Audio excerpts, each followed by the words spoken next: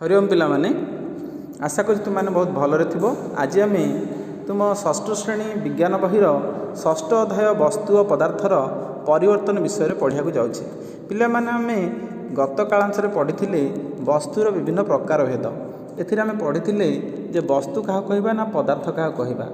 वस्तु कौन ना जहाँ आमर मूलद्रव्य प्रस्तुत सामग्री अर्थ आम आलोचना करथिले गोटे खंडे इटा। इटाटा कौट प्रस्तुत होची पिले ना इटा माटी प्रस्तुत होची। तेबे एठारे तुमर माटी होची पदार्थ और इटा होची वस्तु। से भली पिले माने ए जो वस्तु और पदार्थ आम आम चतुर्पार्श्व दैनंदिन जीवन देखा पाऊचे। यही वस्तु और पदार्थ मध्य विभिन्न प्रकार परिवर्तन होता कथा तुम अनुमान करथिबो। तेबे विभिन्न प्रकार परिवर्तन आम देखुवा जो भाव में मोहम्बती जालिबा बाण फुटेबा से भली तुम मंजी पड़ी गजा हेबा काठ जलिबा विद्युत बल्ब जलिबा खाद्य हजम होगा यही दैनंदिन जीवन में तुमे विभिन्न प्रकार परिवर्तन देखि थाओ।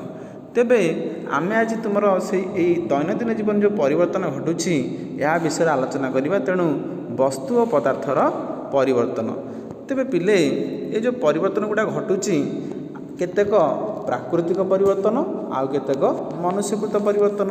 प्राकृतिक उपाय जो परिवर्तन गुड़िक घटी थाए ताहा होची प्राकृतिक परिवर्तन एवं मनुष्य द्वारा जो परिवर्तन घटी थाए ताहा होची मनुष्यकृत परिवर्तन। तेबे तुमर 6.1 गोटे सारणी देछि। एठी वस्तु पदार्थ किछि दिया जायछि। देख पिले ओदा लुगा किपरि सुखे तुम मान तो समस्त जानिथिबो। ओदा लुगा को यदि आमे खरारे पकई दिबा ताहा आपे आपे सुखी जाए। तेबे यह प्राकृतिक ना मनुष्यकृत यह होची तुमर प्राकृतिक। से ही खंडे काठ को जदि जालिबा काठ जाली कौन हुए ना अंगार हो जाए। तेबे पिले ए काठ जालिबा को परिवर्तन होता है ना यह तुमर एक मनुष्यकृत परिवर्तन। कारण आम चुली जाली काठ द्वारा चुली जालिले आम रोषे प्रस्तुत कर। तेबे यही आउ कि तुम्हें प्राकृतिक मनुष्यकृत परिवर्तन नहीं ये सारणीटी पूर्ण कर। तेबे पिला माने आमे जो पदार्थ वस्तु मध्य किछि जानिथिले जे जेमिति हमर खंडे इटा माटी प्रस्तुत होता है। तेणु माटी होची एठारे पदार्थ एवं इटा होची वस्तु। से भली आउ किछि विभिन्न पदार्थ को नहीं आवश्यक वस्तु तैयारी करिबा जेपरि कपारु सूता और सूतारु वस्त्र तैयारी होता है। से भली लुहारु कोड़ी कोदला प्रस्तुत करिबा कड़ई लुहा कंटा आदि प्रस्तुत करिबा। से भली सुना रूपारु गहना और आलुमिनियम बासन इत्यादि प्रस्तुत करिया। तेबे एही भली विभिन्न प्रकार आमे परिवर्तन कथा आमे जानिछे। एबे आमे आउ एक परिवर्तन कथा आलोचना करिबा जे मोहम्बती जालिबा।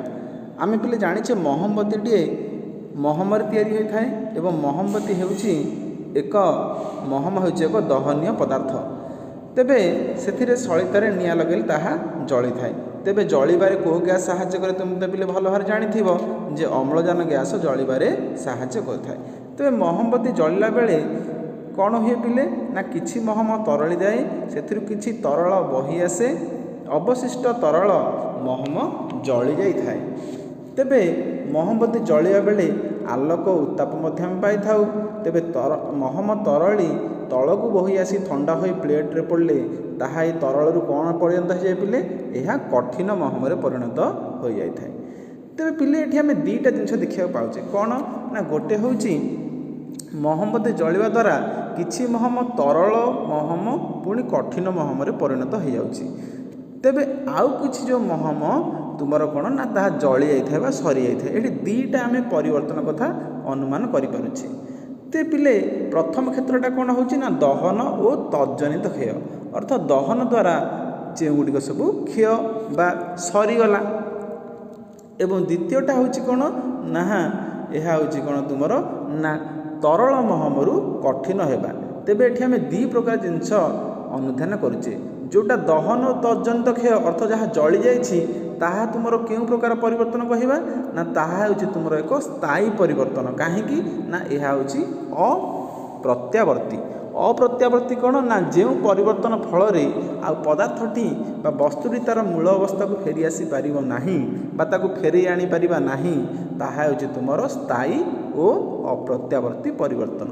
तेबे जो तरल जाथिया महम कौन हुए पिले ना ताहा कठिन जो आमर वायुमंडल संस्पर्श आसी से तरली पुणी थे कठिन हो जाउछि ତାହା ତୁମର ପୂର୍ବ ମହମ ଭଳି କଠିନ ହୋଇଗଲା।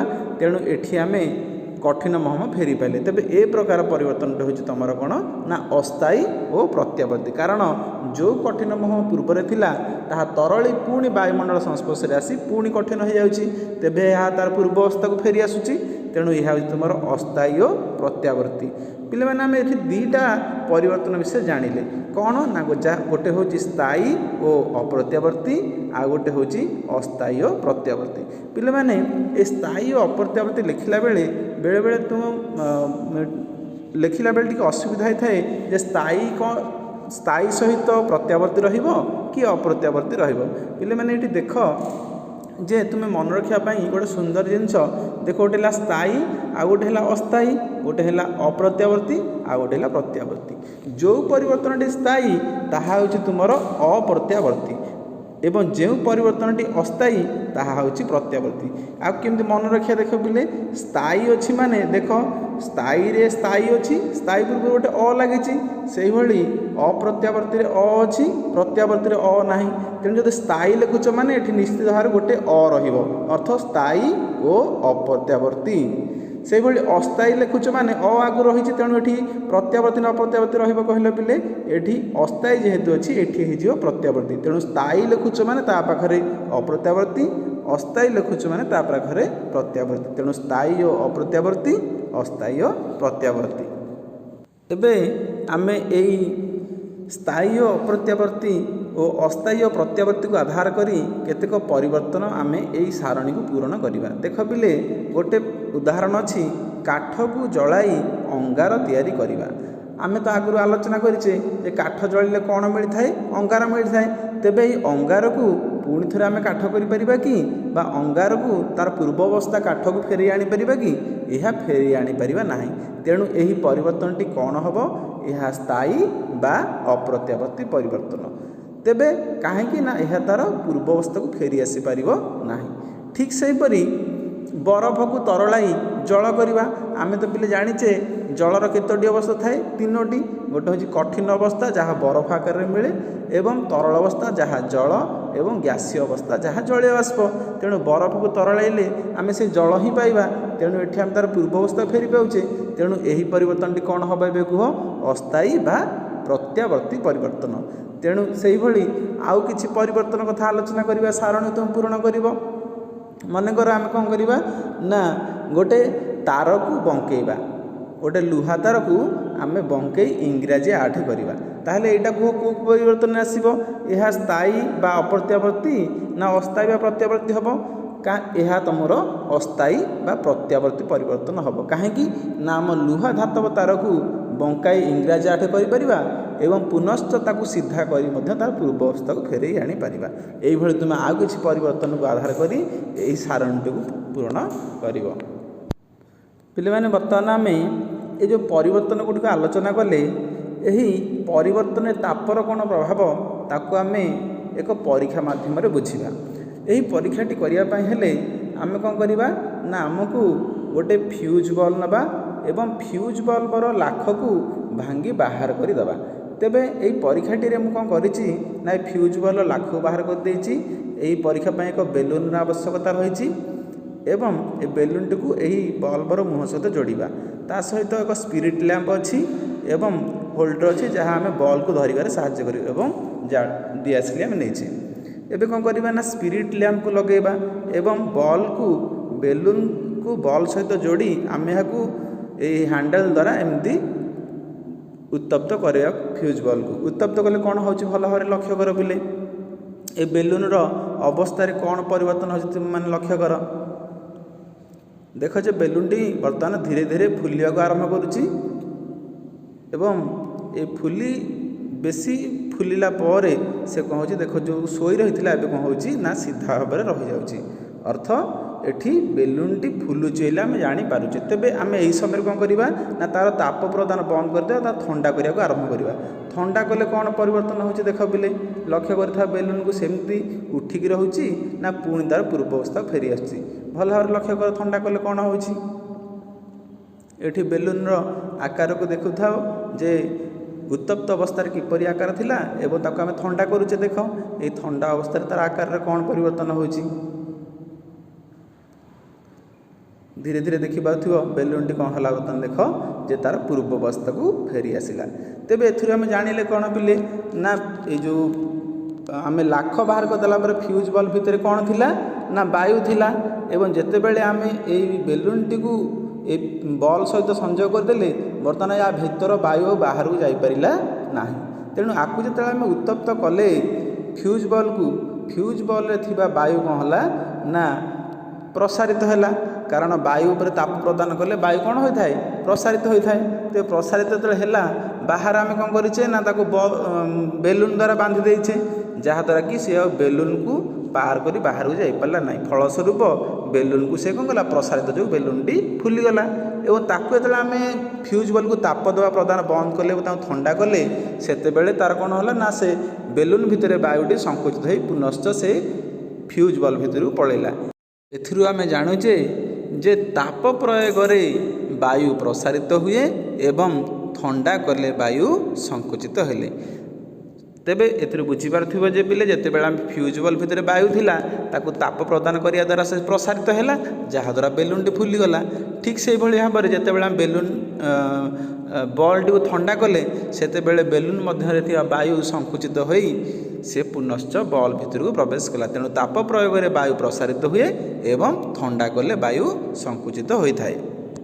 एबे आमे किछि तरल पदार्थ उपर आलोचना करिबा। उदाहरण स्वरूप जल को जदि गरम करिया कौन हो पिले आम जाने तीनोटी अवस्था जल मिलता है। गोटे है कठिन देख आइसक्रीम, गोटे हूँ लिक्विड, गोटे आम जल को पात्र रखीचे और जल को फुटेले गरम हेले बाष्प हुए। ए नाली रंग होगला अर्थ ये कौन हो आम जल कठिन अथवा बरफ उपर ताप प्रदान करुचे। कठिन को जो आम गरम करुचे सी कौन परिणत हो तरल गरम कले पुणी थे कौन परिणत हो गैसीय। तेबे एपटे देख जो बाम पार्श्व साइड्रे जो नाली रंग अच्छी जितेबाला यह नील होमें कौन कले ना ठंडा है अर्थ गैस ठंडा हेले होगला तरल। पुणी को तरल को जब आम ठंडा करवा ताहले ये कौथे परिणत हो ये पुनश्च कठिन हो, कारण तुम फ्रिज रे तरल को बा जल को रखीद किसी समय पर सी कठिन परिणत हो जाए। तेबे ये हूँ तुम ताप प्रयोग तरल पदार्थर कौन होता है। देख बिले एठी ताकू आम चिन्ह द्वारा दर्शाई देचे कठिन पदार्थ उपर ताप प्रयोग करुचे ताहा तुम तरल अवस्था को परिणत होची। तरल को जदि आम ठंडा करवा ताहले कठिन पदार्थ हो जाउची। पुनश्च तरल पदार्थ उपर ताप प्रदान करवा, तरल पदार्थ उपर ताप प्रदान कले गैसीय परिणत हो जाए और गैसीय पदार्थ को जदि आम ठंडा करिया पुनश्च तरल पदार्थ को परिणत हुए। एथुरु किछि प्रश्न आसे बिले जे कठिन पदार्थ उपर ताप प्रयोग कले क्यों अवस्था को परिवर्तन होता है, कौ अवस्था को तरल अवस्था को परिवर्तन होता है। यही मध्यरु जेकोसी मध्य गोटे निश्चित प्रश्नटी आसब। तेणु आपको भल भाव मन रख कठिन पदार्थ उपर ताप प्रयोग कले तरल पदार्थ परिणत हुए, तरल पदार्थ को ठंडा कले ताहा कठिन पदार्थ परिणत हुए। ठीक से हीपरी तरल पदार्थ उपर यदि ताप प्रदान करवा ताहा गैसीय पदार्थ परिणत होची। जेमती माँ रोषे कला बेले आमर भात रोषे कला बेले जल फुटी बाष्प हो जाउची अथवा गैसीय अवस्था होची, तेणु तरल पदार्थ को ताप प्रदान कले गैसीय अवस्था होता है एवं गैसीय गुड़िक ठंडा हेले तरल पदार्थ परिणत हुए। आम जाने जलीय बाष्प ठंडा हेले कौन परिणत हुए जल परिणत हुए, तेणु गैसीय को ठंडा कले तरल पदार्थ को परिणत होता है। तबे ये जल उपर केमिति आम ताप प्रदान कले को परिवर्तन होची ताहा आम जानीपारे। बर्तमान आम किछि दाह्य वस्तु पदार्थ विषय आलोचना करिबा, यथा कागज, तुला, कपड़ा, महम, किरोसिनी, पेट्रोल यही सब आमर रोषे काम व्यवहार करें बा एगुड़ी हूँ गोटे गोटे दहनीय वस्तु पदार्थ। तेबे गैस और सुखिला पत्र, काठ, कोयला इत्यादि जली था। तेबे ये लक्ष्य कर बिले ये जो कागजटी को आम कौन करुचे ना जालु आम एक ताप प्रदान करुचे। तेबे तापर प्रभाव में जेहेतु कागजटी एक दहनीय वस्तु तेणु से कौन होगला ना संपूर्ण भाव में यह जली जाउची एवं बाउंस प्रदान करुचे। तेबे एभली किछि वस्तु पदार्थ अच्छी यथा आमर कागज, तुला, कपड़ा, महम, किरोसिन, पेट्रोल यही सब आमर निश्चित भाव रोषे काम व्यवहार कराउची एवं गैस और सुखिला पत्र, काठ, कोयला इत्यादि एगुड़िक समस्ते जली था गोटे गोटे दाह्य वस्तु पदार्थ होता। एवं आम पिले धातु उपर तापर प्रभाव विषय आलोचना करिबा। एटी देख जे गोटे कार्डबोर्ड नियायछि एवं कार्डबोर्ड रे आमर एक कौन ना ब्लेड को दुई खंड कर दुई पास रखाई ता मध्य किसी व्यासर किसी कोणा कर यही व्यासटी हूँ एक धात मुद्रर व्यास। तेबे यही मापर आम काटिदेवा तामाने यही दुई ब्लेड मध्य गोटे धात मुद्रा प्रवेश कले यह आराम से प्रवेश कर जाई थाए। तापर कौन करवा ना बर्तमान यही अवस्था तुम देखिपुर धातव मुद्राटी टंकिका मुद्राटी बा जेकोसी गोटे धातव मुद्राटी नब या आम जो आम प्रवेश करुचे ताहा कौन ना भल भाव प्रवेश कर जाइए। तेबे यही धातव मुद्राटी को आम यदि चिमुटा साहाय्य धरी या आम गरम करवा स्पिरिट लैम्प बा महम्मद गरम करवा तेबे गरम धातव मुद्राटी को कार्डबोर्डर ये कटा स्थान में लगेगा। तेबे एबे जेतेबेले आमे पूर्वरु तो गली जाउथिला वर्तमान जदि आमे धातव मुद्राटी को या मध्य गलिया को चेष्टा करिबा ये केबे हेले गली पारिबो नाही। काहेकि ना जेहेतु आमे ये मुद्राटी को गरम कर देचे तेबे मुद्राटी धातुरे निर्मित होइथिबा जगु ए मुद्राटी उत्तप्त होबा परे एहार आकार सामान्य बढ़ी जाइछि जहार फलस्वरूप एही कटा हेथिबा दाग मध्यरे आउ पूर्व भली तुमर धातव मुद्राटी प्रवेश करिपारु नाही। तेबे आउ एक उदाहरण देखिबा तुम्हें दैनंदिन जीवन तो शगड़ गाड़ी भी देखिथिबो तेबे एथिरे जो शगड़ चक्का ऊपर एक लुहा निर्मित आवरण टे दिया था जहाँ कह जाए हाल बा कामी। तेबे आपको लगेला बेले कौन करिया पड़े ना आमको प्रथमे ये हाल बा कामी जो धातु निर्मित ताको आमे गरम करिबा गरम कर सारा परे तापरे आनी आमे चक्कर लगेबा एवं चक्कर लखी ताको भल भाव में चापिदेवा। तेबे यह जेहेतु गरम होइछि आपको आमे कौन करिबा ना ठंडा करिबा। ठंडा किपरि करिबा ना यार चतुर्पार्श्व आमको कौन करिया पड़िबो ना आमको जल ढालिया पड़िबो। जल ढालिले कौन हम ना ये जो उत्तप्त अवस्था जो हाल बा कामिटी अच्छी ताहा आमर कौन हो ना शीतल हो। शीतल हेले कौन हम ना भल भाव चकटी को से जाबुड़ी धरिबो जहाद्वारा चकटी आ खसी पारिबो नाही। ये जो आम दुईटी उदाहरण नेले धातव मुद्रा और धातु निर्मित शगड़ चक्कर हाल बा कामी आपको आम कौन करिया पड़ुछि ना आमको उत्तप्त करिया पड़ुछि। उत्तप्त कले कौन हम ना आकार सामान्य परिवर्तन देखा जाउछि बा आकार सामान्य बढ़ी जाउछि। तेबे एथुरे आम कौन जानले ना धातव पदार्थटी उत्तप्त हेले आकार रे प्रसारित हुए ठंडा हो जा परे ताहा संकुचित होई पूर्व अवस्था को फेरी आसे। जेमिति आम आगुरु आलोचना करिचे जे आमे जो नहीं फ्यूज बल ताहा मध्य वायु थिला वायु को जो उत्तप्त कले ताहा मध्य प्रसारित होता एवं ठंडा होला पर संकुचित होता। ठीक से परि धातव पदार्थ को जदि आमे उत्तप्त करिबा ताहार आकार रे प्रसारित होता है और ठंडा कला परे ताहा पुनश्च संकुचित हो पूर्व अवस्था फेरी आसे। तेबे एई जो परिवर्तन होछि पिले तार पूर्व अवस्था फेरी आछि ताहले एबे कुह एहा केउ परिवर्तन हबो एहा तुमर अस्थायी और प्रत्यावर्ती परिवर्तन। तेबे एही अस्थायी बा प्रत्यावर्ती परिवर्तन को आमे अन्य एक उपाय कहि परिबा एहा तुमगर भौतिक परिवर्तन। भौतिक परिवर्तन ताहले बुझी पारथियो पिले जे जेउ परिवर्तन टी कोन हुए जो परिवर्तन द्वारा पदार्थटी वस्तुटी तार मूल अवस्था को फेरी आसी पारुछि तेबे ताहा होछि तुमर भौतिक परिवर्तन। कारण धातव मुद्राटी जेतेबेले उत्तप्त होई नथिला ताहार आकार जहाँ थिला आमे उत्तप्त कला परे तार आकार रे सामान्य बढ़ी गला एवं पुणी ठंडा हेले तार पूर्व अवस्था फेरी आसिला।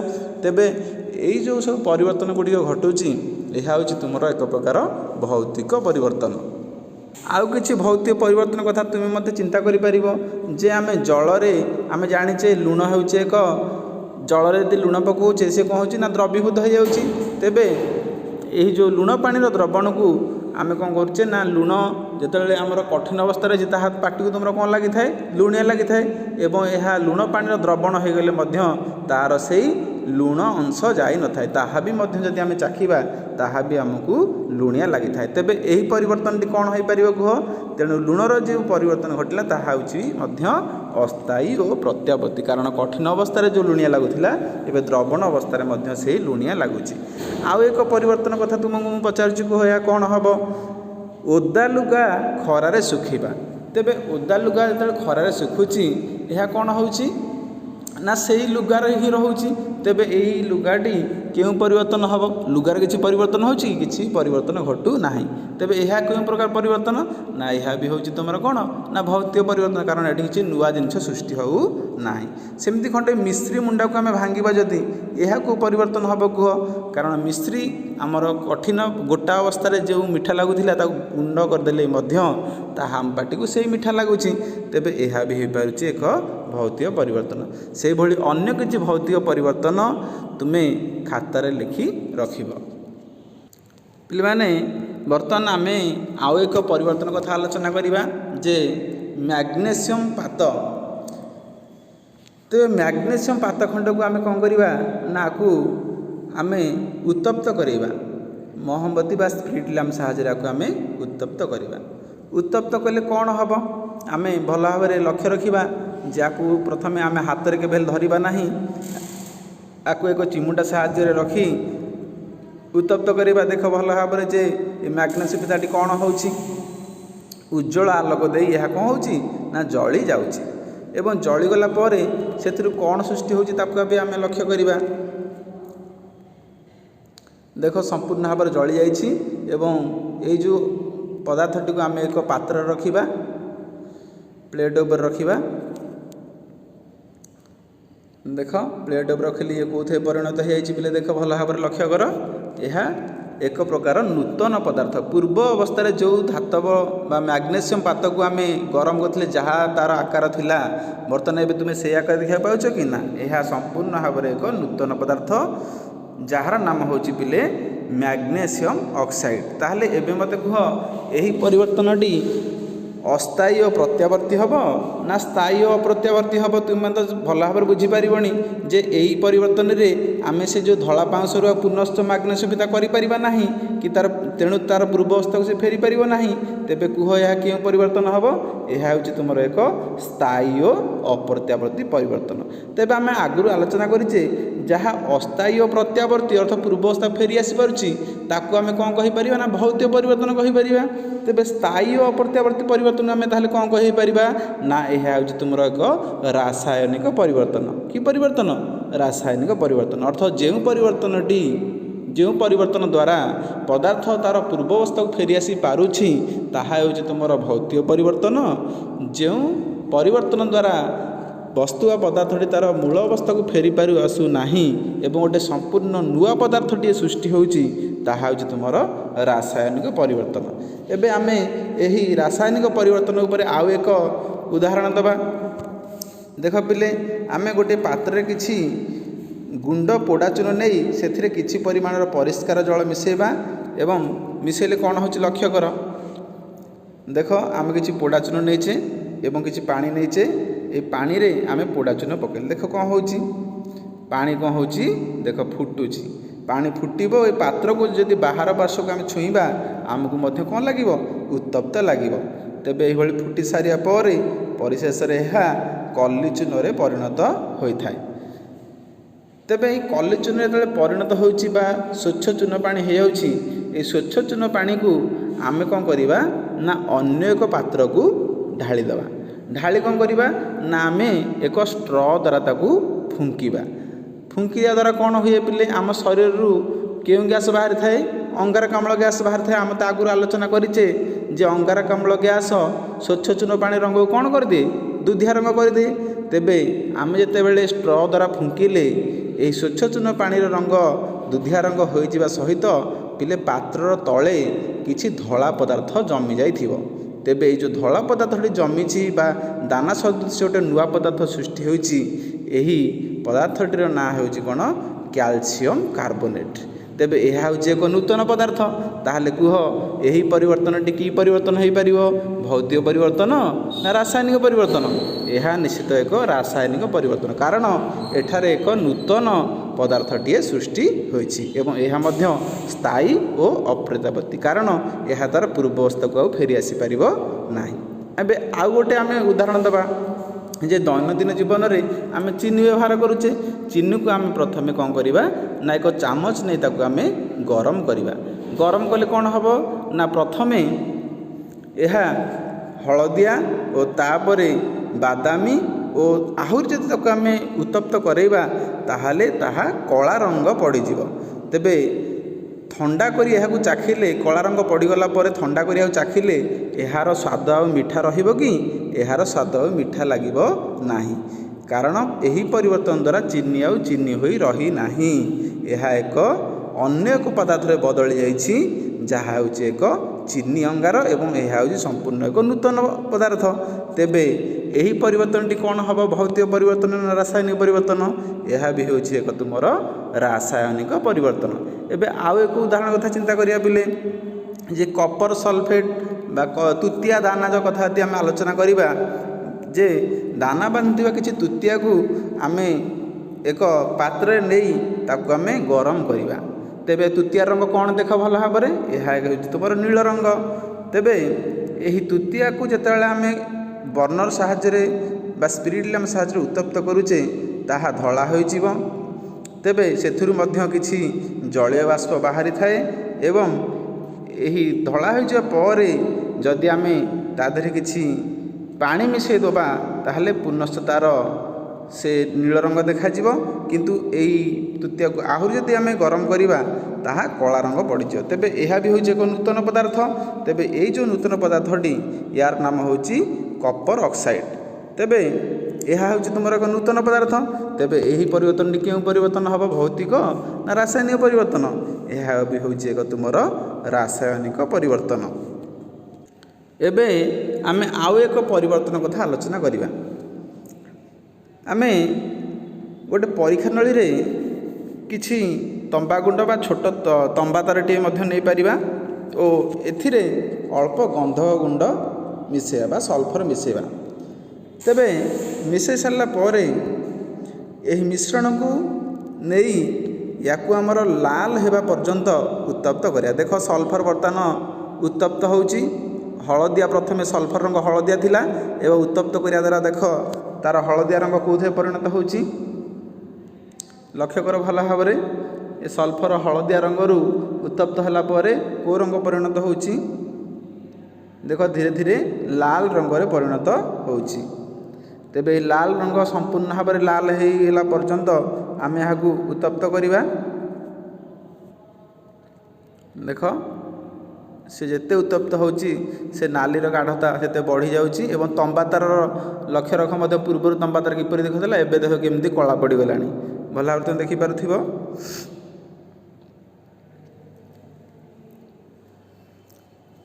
ଦେଖ ସଲଫର ରଙ୍ଗ ପ୍ରଥମେ ହଳଦିଆ ଥିଲା, ତାହା ବର୍ତ୍ତମାନ ନାଲି ହୋଇଗଲାଣି ଏବଂ ତମ୍ବା ତାର ରଙ୍ଗ ଯାହା ଥିଲା ତାହା ବି ଆଉ ସେହି ରଙ୍ଗ ତା'ର ପୂର୍ବ ରଙ୍ଗ ଆଉ ନାହିଁ।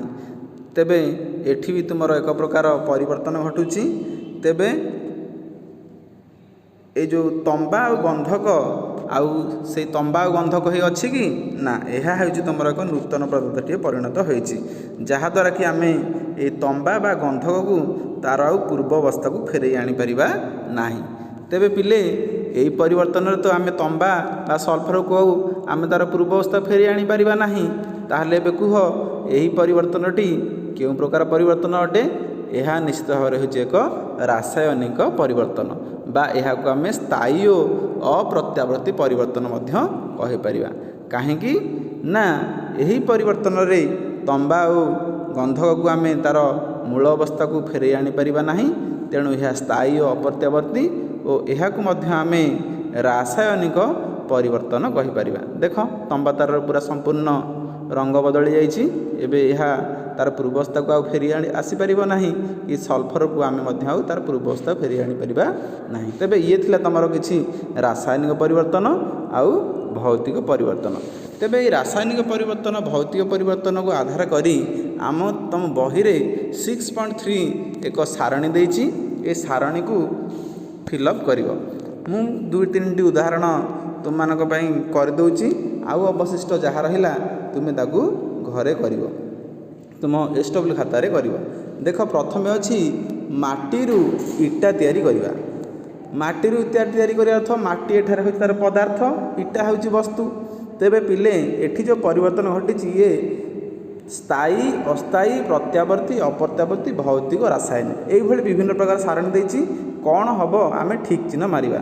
देख आम जाने जी स्थायी ता पाखे कौन लगे प्रत्यावर्ती लगे ना अप्रत्यावर्ती लगे मुझे गोटे अ लगे तेणु स्थायी जे ता पाखे लगे कौन अप्रत्यावर्ती एवं अस्थायी जे ता पाखे लगे कौन प्रत्यावर्ती तेणु स्थायी बा अप्रत्यावर्ती अस्थायी बा प्रत्यावर्ती। तेबे जो परिवर्तनटी स्थायी आउ अप्रत्यावर्ती ताको आमे कौन कहिबा ना रासायनिक परिवर्तन जहाँ मूल अवस्था फेरी आसी पारिबो नाही एवं जो परिवर्तनटी अस्थायी और प्रत्यावर्ती ताहा कौन ना तार मूल अवस्था फेरी आसी पारिबो तेणु ताहा हम तुमर भौतिक परिवर्तन बुझीगला। यही आधार करी आमे कौन करिबा एगुडी सब फिलअप करिया तेणु माटीरू इटा करिबा तेबे इटा ता पुणी भांगीगला पर कौन हो जाए ना माटी हो जाए तार पूर्व अवस्था फेरी आसे ताहले आमे कोथरे ठीक मारिया स्थायी ठीक मारिबा ना अस्थायी ठीक मारिबा यह आमे अस्थायी ठीक मारिबा कारण तार से पूर्व अवस्था फेरी आसी अस्थायी ठीक मारले माने एपटे को ठीक मारिबा प्रत्यावर्ती ना अप्रत्यावर्ती ठीक मारिबा एठी आमे अस्थायी जेहेतु अच्छी यह हूँ तुम प्रत्यावर्ती कारण तार पूर्व अवस्था फेरी आसी पारुछि। जी अस्थायी और प्रत्यावर्ती सी कौन भौतिक जीव ना रासायनिक जीव कारण जेहेतु पूर्व अवस्था फेरी आसी पारुछि तेणु ये तुम कौन जीव भौतिक जीव बुझीगला। एबे मु आउ गोटे उदाहरण दूसरी देख क्षीर छिंडी छेना हेबा यही परिवर्तनटी मुझे करुच्ची एथे मिसिकी अच्छी विभिन्न परिवर्तन तुम मैंने सब निज मन आराम से करदे पार चिंता करदेव क्षीर छिंडी छेना हेबा कौन हम देख ना क्षीर रू आमर कौन तैयारी हुए छेना हुए एवं छेना को चाहिए क्षीर कर कि क्षीर कर ना एवं क्षीर रू गोटे नूतन पदार्थ सृष्टि होची कौन ना छेना।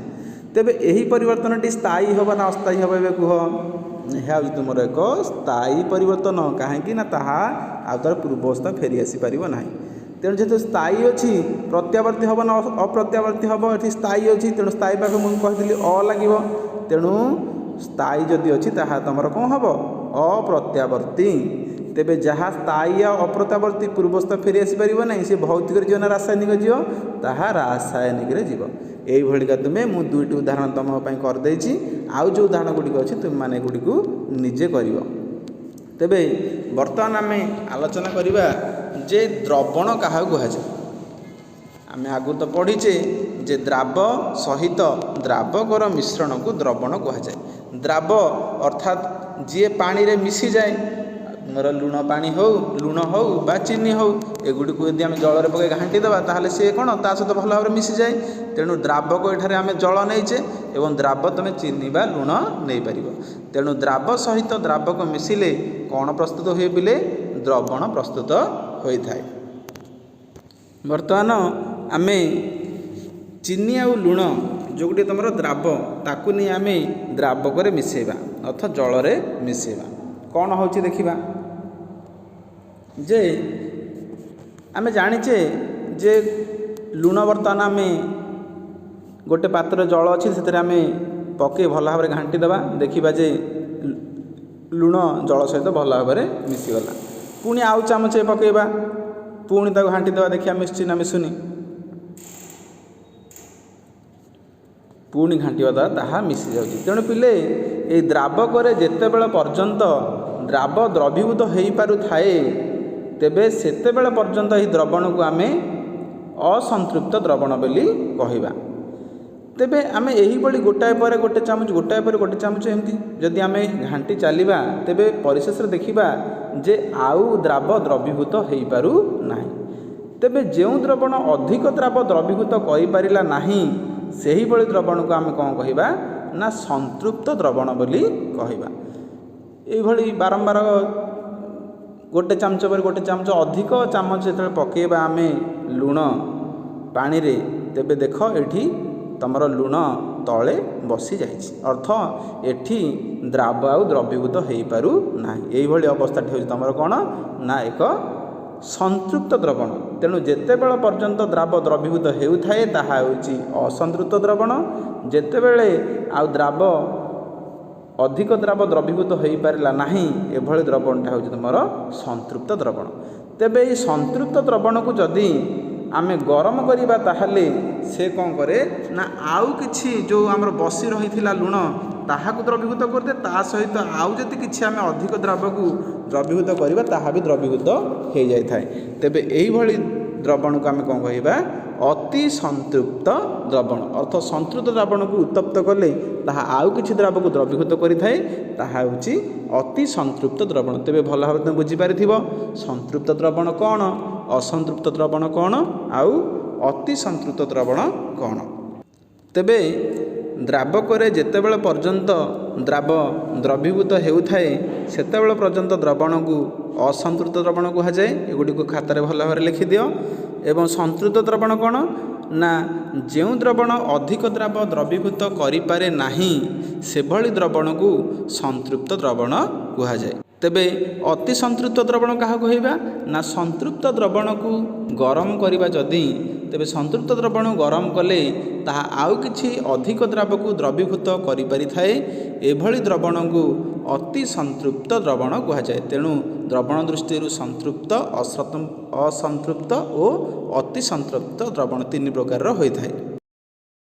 ପିଲାମାନେ ଆମେ ଯେଉଁ ସନ୍ତୃପ୍ତ ଦ୍ରବଣକୁ ଆମେ କ'ଣ କରୁଛେ ନା ଗରମ କଲେ ତାହା ଆଉ କିଛି ଦ୍ରାବକୁ ଦ୍ରବୀଭୂତ କରୁଛି। ତେଣୁ ଗରମ କରିବା ଅର୍ଥ ଆମେ କ'ଣ କଲେ ନା ଦ୍ରବଣ ଉପରେ ତାପ ପ୍ରଦାନ କଲେ। ତେବେ ଏଥିରୁ ଆମେ କ'ଣ ଜାଣିଲେ ନା ତାପର ପ୍ରଭାବରେ ଦ୍ରବଣୀୟତା ବଢ଼ିଥାଏ ଓ ଥଣ୍ଡା କଲେ ବା ତାପ କମାଇ ଦେଲେ ଦ୍ରବଣୀୟତା କ'ଣ ହୋଇଯାଏ? କମିଯାଏ। ଏଇଟା ଭଲ ଭାବରେ ମନେ ରଖିଥାଅ ଯେ ତାପ ବଢ଼ିଲେ ଦ୍ରବଣୀୟତା ବଢ଼େ, ତାପ କମିଲେ ଦ୍ରବଣୀୟତା କମିଥାଏ। ତେବେ ପିଲାମାନେ ଆମେ ଯେଉଁ ବିଭିନ୍ନ ପ୍ରକାର ଦ୍ରାବ ବିଷୟରେ ଆଲୋଚନା କଲେ, ଯଥା ଲୁଣ ହେଉ ବା ଚିନି ହେଉ, ବିଭିନ୍ନ ଦ୍ରାବର ଦ୍ରବଣୀୟତା ଗୋଟିଏ ଦ୍ରାବକରେ ମଧ୍ୟ ଭିନ୍ନ ଭିନ୍ନ ହୋଇଥାଏ। ଅର୍ଥ ଗୋଟିଏ ଦ୍ରାବକ ମନେକର ଆମେ ନେବା ପାଣି ନେବା ବା ଜଳ, ଦୁଇଟା ଦ୍ରାବ ନେବା ମନେକର ଲୁଣ ବା ଚିନି।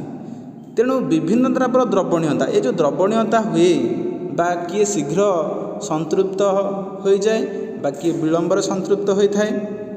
ତେବେ ସନ୍ତୃପ୍ତ ଦ୍ରବଣ ତିଆରି କଲାବେଳେ ବିଭିନ୍ନ ଦ୍ରାବର ଦ୍ରବଣୀୟତା ଗୋଟିଏ ଦ୍ରାବକରେ ଭିନ୍ନ ଭିନ୍ନ ହୋଇଥାଏ। ତେବେ ଲୁଣ ପାଇଁ ଅଲଗା ଏବଂ ଚିନି ପାଇଁ ମଧ୍ୟ ଅଲଗା ହୋଇଥାଏ। ତେବେ ପିଲେ ଇଏ ଥିଲା ତୁମର ଆମେ ସନ୍ତୃପ୍ତ, ଅସନ୍ତୃପ୍ତ ଓ ଅତି ସନ୍ତୃପ୍ତ ଏବଂ ଏହା ଉପରେ ତାପର ପ୍ରଭାବ କ'ଣ ବୁଝିପାରିଲ ଯେ ତାପ ବଢ଼ିଲେ ଦ୍ରବଣୀୟତା ବଢ଼େ, ତାପ କମିଲେ ଦ୍ରବଣୀୟତା କମେ ଏବଂ ବିଭିନ୍ନ ଦ୍ରାବର ଦ୍ରବଣୀୟତା ଗୋଟିଏ ଦ୍ରାବକରେ ମଧ୍ୟ ଭିନ୍ନ ଭିନ୍ନ ହୋଇଥାଏ। ତେବେ ମୁଁ ଆଶା କରୁଛି ତୁମମାନେ ଏଇ ଯେଉଁ ଅଧ୍ୟାୟଟି ଥିଲା ବସ୍ତୁ ଓ ପଦାର୍ଥର ପରିବର୍ତ୍ତନ ତୁମେମାନେ ଭଲ ଭାବରେ ବୁଝିପାରୁଥିବ ଯେ ସ୍ଥାୟୀ, ଅସ୍ଥାୟୀ, ପ୍ରତ୍ୟାବର୍ତ୍ତୀ, ଅପ୍ରତ୍ୟାବର୍ତ୍ତୀ, ଭୌତିକ, ରାସାୟନିକ ପରିବର୍ତ୍ତନ, ଏହିଭଳି ବିଭିନ୍ନ ପ୍ରକାର ପରିବର୍ତ୍ତନ ବିଷୟରେ ତୁମେ ବିଭିନ୍ନ ପ୍ରକାର ଆମେ ଉଦାହରଣ ଦେଇ ବୁଝିଛେ। ତେବେ ମୁଁ ଆଶା କରୁଛି ଭଲ ଭାବରେ ବୁଝିପାରିଥିବ। ତେବେ ଏହି ବିଷୟର ଅଭ୍ୟାସକୁ ତୁମେ ଖାତାରେ ଲେଖି ରଖିବ। ତେବେ ଆଜି ପାଇଁ ଏତିକି, ଧନ୍ୟବାଦ।